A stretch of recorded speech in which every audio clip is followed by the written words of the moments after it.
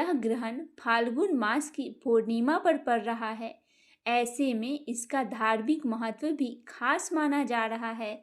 हिंदू पंचांग के अनुसार इस साल साल का पहला चंद्र ग्रहण 3 मार्च को पड़ने जा रहा है।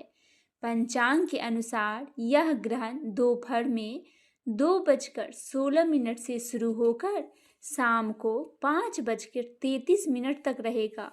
खास बात यह है, यह एक पूर्ण चंद्र ग्रहण होगा जिसे एशिया के कई देशों के साथ ऑस्ट्रेलिया में भी देखा जाएगा। ज्योतिषों के अनुसार पूर्ण चंद्र ग्रहण एक महत्वपूर्ण खगोलीय घटना है। यह तब घटित होता है जब पृथ्वी सूर्य और चंद्रमा के बीच आ जाती है, जिसके कारण सूर्य की किरणें सीधे चंद्रमा तक नहीं पहुंच पाती और चंद्रमा पूरी तरह से पृथ्वी की छाया में आ जाता है। साल का पहला चंद्र ग्रहण इस बार भारत में देखा जा सकेगा। खास तौर पर पूर्वी भारत में इसका नज़ारा सबसे स्पष्ट होगा। अरुणाचल प्रदेश, असम, नागालैंड, मणिपुर और मिजोरम में यह चंद्र ग्रहण पूर्ण या अधिक स्पष्ट में दिखाई देगा। इसके साथ ही पश्चिम बंगाल के पूर्वी हिस्से में भी लोगों को इस खगोलीय घटना का अद्भुत दृश्य देखने को मिलेगा।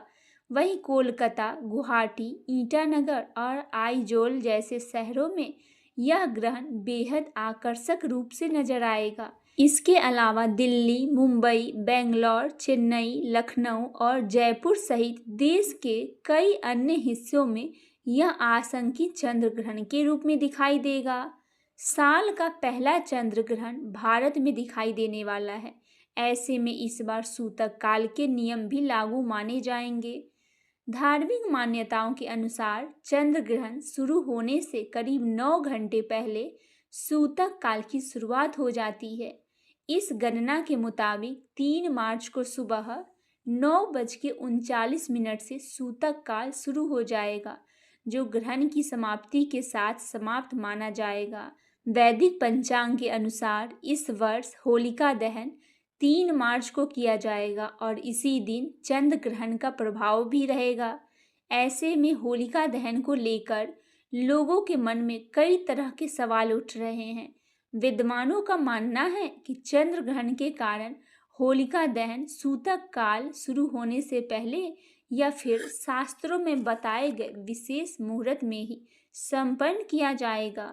सूतक काल में क्या करें और किन बातों से बचें? धार्मिक मान्यताओं के अनुसार सूतक काल के दौरान